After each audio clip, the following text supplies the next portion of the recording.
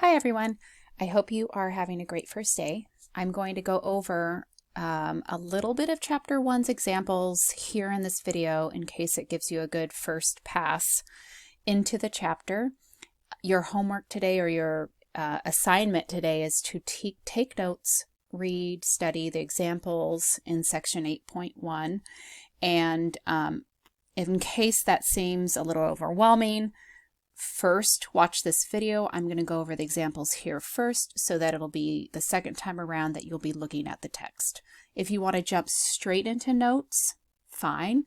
You can stop the video and go to your online textbook and start taking notes and looking at the examples. Let me know if you have any questions. Okay, for example 1, we want to write the fraction 5/12 as a percent. Remember, percent means out of 100, per 100. So if we wanted to write 5/12 and find out what it is out of 100, I can write that proportion right there. What amount, that x is my variable, out of 100 equals 5/12. You could solve this algebraically by multiplying both sides by 100 and by 12, and you would get 500 equals 12x. Divide by 12, you would get 41 2/3. So 41 2/3 percent is my percent. You could also write it as a decimal, 41.6 repeating. That would be also okay. All right, for example 2, you have the decimal 0.123. How would we write that as a percent? Well, you would write an equation. 0.123 is what amount out of 100, meaning what would it be per 100?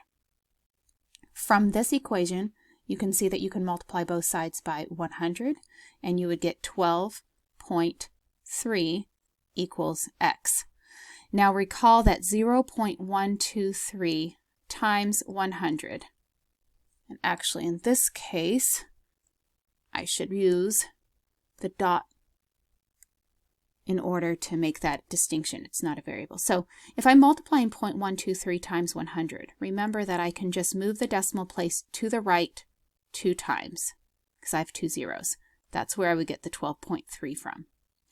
So I have 12.3%. Another way to do it, okay, so you can do it that way. Another way to do it is to notice that 0.123 is really 123 thousandths. That's really what that number is. And then you can set it up as a proportion. Well, what would it be out of 100? Well, in order to go in the denominator 1,000 to 100, I'm dividing by 10. So in the numerator, I would take 123 divided by 10, which would mean it's 12.3, which is what we just got up there. For example 3, we're going to look at 37.5%, and we're going to write it as a fraction in simplest form. Well, 37.5% really means 37.5 over 100. Well, let's write that as 37.5 over 100. Well, 37.5 over 100, we still have a decimal in that, so let's multiply the numerator and the denominator by 10 over 10. I'm not changing it, remember, I'm just multiplying it by 1, a fancy 1. So 375 over 1,000. That is a fraction, but it's not in simplest form. 25 goes into it. That would be 15 over 40. That can still be reduced. 5 goes into both. That would be 3/8. So that would be my fraction in simplest form. For example 4, I have 64.7% and I want to write it as a decimal.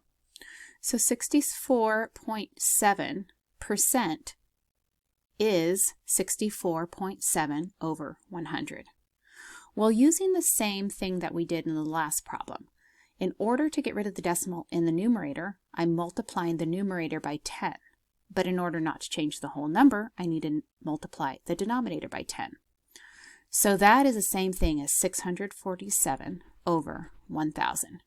Well, that number is 647 1,000ths is 0.647. That's my decimal. If you're confused with what I just said, 647 thousandths is how this number is written. You could also do 647 divided by 1,000 in your calculator. Okay, example 5. Write 350% as a fraction and a decimal. So we can first, anytime you have a fraction, anytime you have a percent, you can go ahead and write it over 100 because that's what it means. I'm noticing that immediately I can reduce this by the factor of 10. So I've got 35 over 10. That further reduces to 7 over 2 if I divide by 5. And that is a fraction. So I have my fraction already. My decimal, I can do 7 divided by 2. And that would equal, well, this is equal to 3.5. But as a decimal, it would be 3.5. That would be my decimal. This would be my fraction, or you could also say that was your fraction, either one of those. For example 6, we're also going to write this percent as a fraction and as a decimal. So we have, this time we have a very small percent, 1/4%. And so we can still write it 1/4 over 100. Now notice that we can't just reduce it like we did with example 5, but I can use the fact that a fraction is really a division problem. So that is the same thing as 1/4 divided by 100. Well, that's the same thing as 1/4 times 1 over 100, which equals 1 over 400. That is my fraction. In order to get my decimal, I can either just do 1 divided by 400 in my calculator, or I could also restart, and instead of doing 1/4%, I know that 1/4 is 0.25 because 1 divided by 4 is 0.25. So I can put 0.25 divided by 100. Well, 0.25 divided by 100 is really 25 over 10,000 because I multiplied by 100 on the numerator and denominator. Or I can also move the decimal place of 0.25 to the left 2 places. That's fine. But this also just tells me exactly what I needed. That's my decimal for 1 over 400. Okay, great. So if I hope this helps, you'll see the same examples plus a few more in your reading. Take notes. Let me know if you have any questions.